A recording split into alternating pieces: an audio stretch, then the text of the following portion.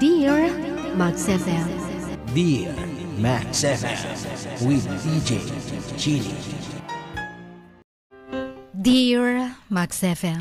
Magandang hapon sa iyo, Chini. At sorry kung pangalawang sulat ko na to. Gusto ko lamang pong ilabas ang sama ng loob ko noong mga nakaraang taon. Maraming salamat sa pagbabasa. Kung dati-rate, ang pakilala ko ay Lynn.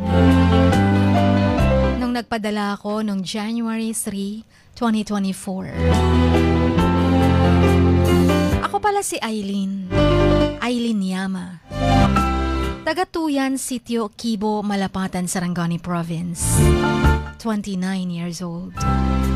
Chin, sorry lang kung mahihirapan kang magbasa ng sulat ko. Gaya ng sinabi ko nun, hindi ako nakapagtapos ng elementary. Kasi naman hindi ako pinaaral ni Papa. Kaya ang hirap mawalan ng ina. Wala na kasing mag-aalaga sa'yo.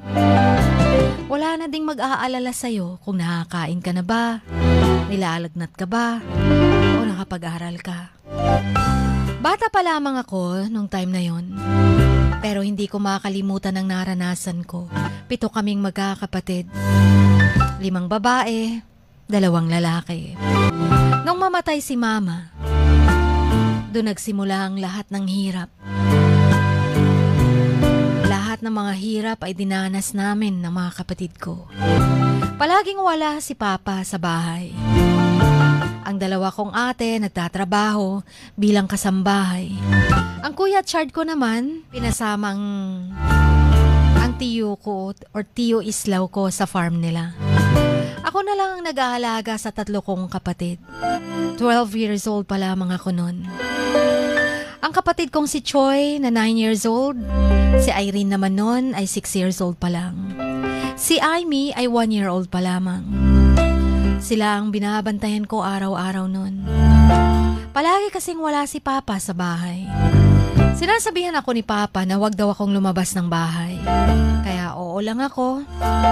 Pero pag wala si Papa, pumupunta kami sa mga kapitbahay namin. Naglalaro kami. Kahit napakainit ng araw. Hindi kami tumitigil sa paglalaro. Hanggang sinabihan na ako noon one time ng kapatid ko, nagugutom daw siya. Minsan nga po nakakatulog ang kapatid ko kung saan-saan. Napakahirap talaga kung wala kang nanay. Walang mama. Hanggang sa kinuha ng auntie ko ang bunso namin. Kasi daw yun ang bilin ni Mama. Hinatid ni ate si Amy. Umiiyak si bunso. Ayaw niya kasing mawalay sa amin. Sinabi naman ng auntie ko, hindi daw kasi sila makakatulog. Kasi iyak nang iyak ang bunso namin. Palagi niya daw kaming hinahanap. Sabi daw ni auntie, ako na ang mama mo, Amy. Hanggang sa nasanay na ang kapatid ko sa kanila. Napakabata ako ng time na yun. Kaya wala akong magawa. Namimiss ko na ang bunso namin. Binibisita naman siya ni Papa. Maayos naman daw ang buhay niya doon. Pero paulit-ulit kong sinasabi, napakahirap ng walang nanay. Mahal na mahal kami kasi ni Mama. Ayaw niyang magkalayo kami. Ayaw niyang pinapalo kami. Ayaw din niya yung hindi kami nag-aaral.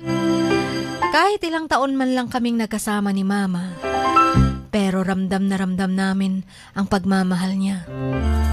Wala naman akong masabi sa mga kapatid ko, kasi mababait naman sila.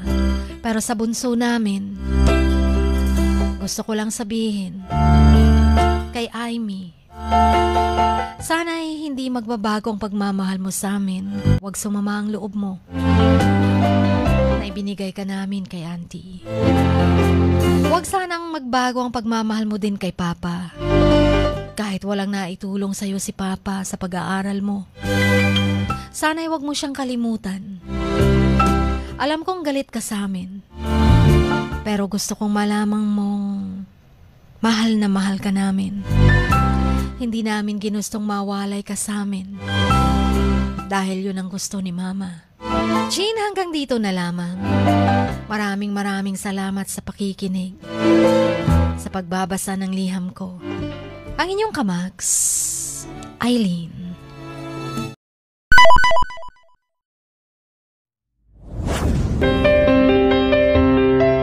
Sing like no one is listening.